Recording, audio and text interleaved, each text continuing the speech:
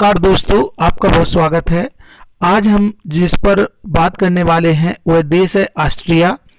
Austria के बारे में बहुत सारी चर्चा करेंगे। इससे पहले मेरा निवेदन है कि यदि आप इस चैनल पर नए हैं और चैनल को सब्सक्राइब नहीं किया तो चैनल को सब्सक्राइब कर लें और घंटी को भी प्रेस कर दें। साथियों, प्रथम विश्व युद्ध में ऑस्ट्रिया की बड़ी भूमिका रही थी और ये वो देश है जिसको हम ऑस्ट्रिक गणराज्य के नाम से भी जानते हैं। इसकी राजधानी वियना है और क्षेत्रफल है 83,858 वर्ग किलोमीटर। ये इसकी स्थिति है। ऑस्ट्रिया क्यों महत्वपूर्ण है, क्या क्या चीज़ें और हैं। यहाँ ऑस्ट्रिया की जो मुद्रा है वो यूरो है, EUR, यूरो।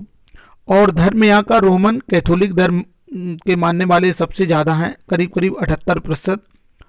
प्रोटेस्ट वाले 5% है, मुस्लिम और अन्य जो हैं वो हैं 17%।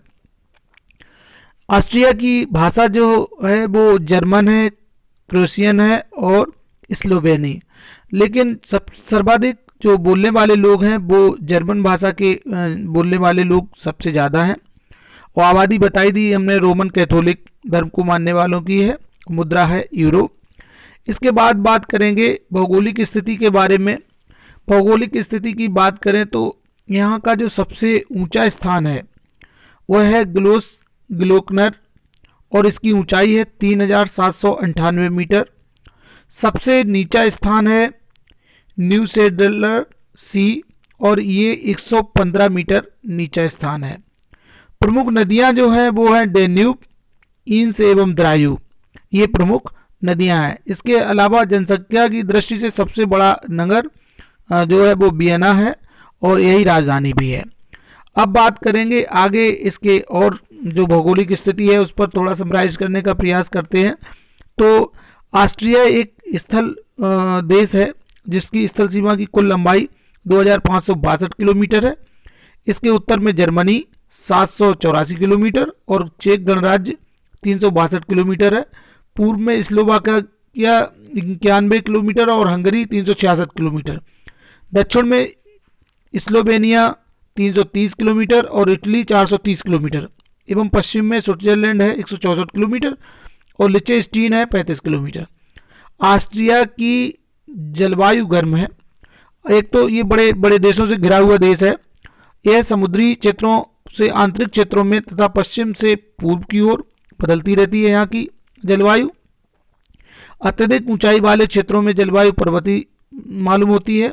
देश के पश्चिमी क्षेत्र में अटलांटिक महासागर का प्रभाव साफ दिखाई देता है। पूर्वी भागों में ग्रीष्म ऋतु में तापमान गर्म और सूखा रहता है। अब बात करेंगे यहाँ की जो शासन व्यवस्था है ऑस्ट्रिया की। ऑस्ट्रिया में लोकतांत्रिक संघीय गणतंत्रात्मक शासन पद्धति है और राष्ट्रपति चुना जाता है 6 वर्ष के लिए, वह भी प्रत्यक्ष निर्वाचन के द्वारा। देश की व्यवस्थापिका, जिसे नेशनल असेंबली भी कहते हैं, में 2 सदन हैं, नेशनल काउंसिल और संघीय काउंसिल होते हैं। सरकार का प्रमुख राष्ट्रपति द्वारा नियुक्त संघीय चांसलर होता है। मतलब चांसलर जो है यहाँ का देश का प्रमुख होता है और जो नियुक्त किया जाता है राष्ट्रपति के द्वारा। 2 सदन की बात है वो भारत में भी है।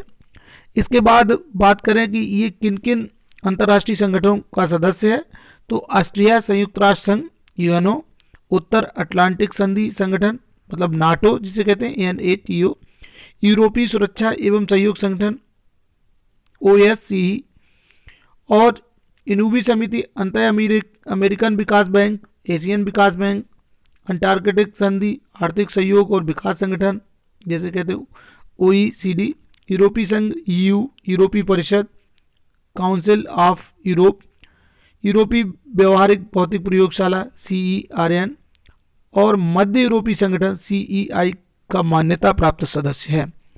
इसके बाद अगर इतिहास की बात करें ऑस्ट्रिया की, तो 5वीं सदी तक यह देश रोमन साम्राज्य का अंग था, करीब करीब 1500 साल पहले। इसके पश्चात जर्मनी की जनजातियों ने इस पर आक्रमण किया और अपना अधिकार कर लिया।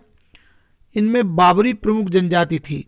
साथ ही चाल मैग्ने जाति द्वारा स्लेविक अवारों को इस क्षेत्र से निर्वासित कर दिया गया।